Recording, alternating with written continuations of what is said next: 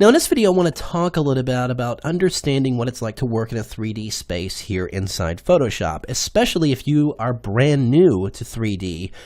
You're definitely going to want to watch this because it's a different thought process working with 3D in Photoshop, in that up till CS3, Photoshop has always been a 2D application. Now what do I mean by 2D? That's two dimensions.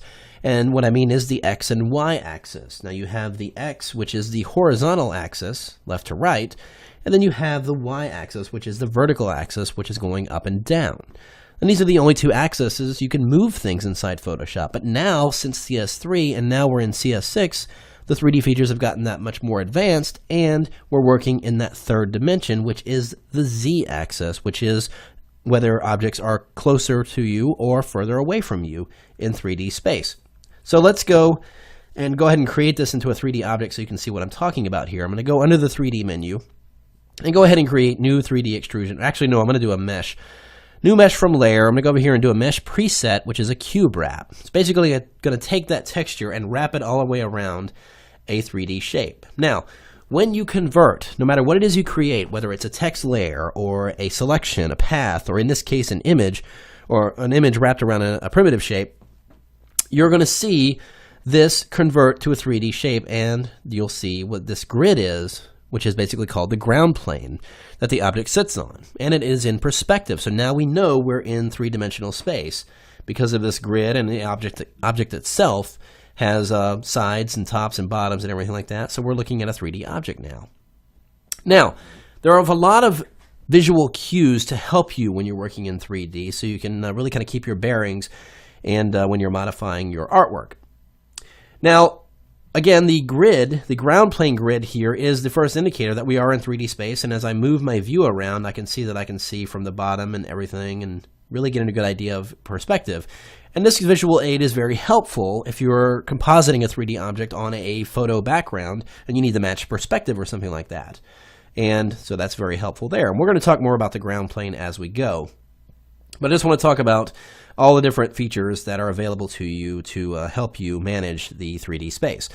So this cube has been created and is now sitting in this three-dimensional space. So we've got the grid, and now we have also these two colored lines in this grid, or on this ground plane. We have this red one, which is representing the X-axis, which is the horizontal axis of our object.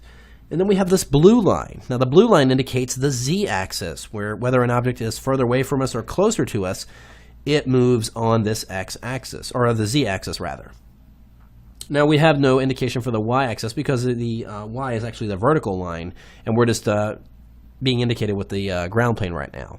If I click and select on this object, I've got my move tool selected and I click directly on this shape, a widget is going to pop up, and this is an axis widget, which allows me to modify my object on these different axis points in different ways. It also is a good indicator of what direction my object is moving. If I go and move this object, you'll notice that the widget moves along with it. So it is keeping it in sync, so I know exactly which way is what. So it's the Z-axis, and the red one, which indicates the X-axis, and the green arrow here indicates the Y-axis. So notice that there are a number of different objects on this widget. We've got the arrow point, and as I hover my mouse over each one of these, they highlight, allowing me to modify certain features. And as you notice, as I highlight over them, my little smart widget here tells me what this is. It means move on Y-axis. I can rotate on the Z-axis and scale along the Y-axis. So all these different features, not only is a good indicator of the orientation of your object, but it's basically, I like to think of it as a Swiss Army knife for my 3D object. I can use it to move it along the Y-axis here up and down, and notice it constrains the movement as I go up and down. I can hover over the X-axis and move it along that axis here, and move my arrow, or highlight the arrow on the blue axis, and that moves it back and forth on the Z-axis. So also you'll notice down here in the lower left corner of my screen, if I move in here, there is that same type of widget with the same type of color indicators for each axis. The difference between that one and this one that's directly on the object is that this axis point, or axis widget on the lower left corner, is the axis of your current view, basically the camera view. whereas this large one indicates the orientation of your object. You'll notice if I rotate the object around, you'll notice the ground plane does not move. However, my widget is moving because it is indicating the position of the object and not the view or ground plane as it is indicated. However, if I go in my 3D panel and select current view, and using the same 3D tool I rotate my object, notice what's going on with this smaller widget in the corner. As I move my view, the ground plane and everything's moving with it, so I'm basically moving the camera, and that widget is moving along with it in sync, and I know exactly what orientation my camera is. Each widget is corresponding to the same color. Red is, of course, the x-axis, green is y, and the blue is z. So they correspond both in the camera view and object view. Again, if you click directly on the object, the widget will appear and allow you to modify each one of those various properties via the widget. You can also modify those properties inside of your panels as well. If I go into the object here and I've got the 3D cube wrap here selected in my 3D panel, in the corresponding properties panel, I'm going to go over here and indicate or click on coordinates. And here I can modify the x, y, and z axis of the positioning of the object, the angle of the object, and the scale of the objects. These same features are the exact same ones attached to the widget here. I can go over here and select the square in the center and scale my object up and down just by dragging up and down like that. The widget here, again, rotates the object. When you get the ring, one just below it, scales it on that axis. You can squash it down or stretch it out. And you'll notice as I'm doing this with the widget, notice what property changes here inside of the properties panel. So every time I make a change, it changes in there. I could also use the scrubby slider and just move this over and change that property as well. So you have those properties available inside of the panel as well as on the widget right here, so you can see what direction you're working in. Now, when we're working in 3D, we of course have another set of tools available to us. When we're working in regular 2D objects or 2D layers in Photoshop, we always have the Move tool selected over here to move our objects around or move layers around. And we can, of course, use all these other tools as well inside Photoshop. But to move around a 3D object requires a different set of tools. And that 3D set of tools is right up here in the options bar. Now, they are only visible when you have the Move tool selected. You have to have your layer, your 3D layer selected itself, and you also need to have the Move tool selected. And there are your various sets of 3D tools. You can rotate the object, or this is the free rotation tool, so it just allows you to basically rotate it in all directions. The next one is the Rotate tool. It basically rotates it on the center axis there. This will move it around on up and down, basically in the scene, and then this one will move it on the z-axis, basically back and forth.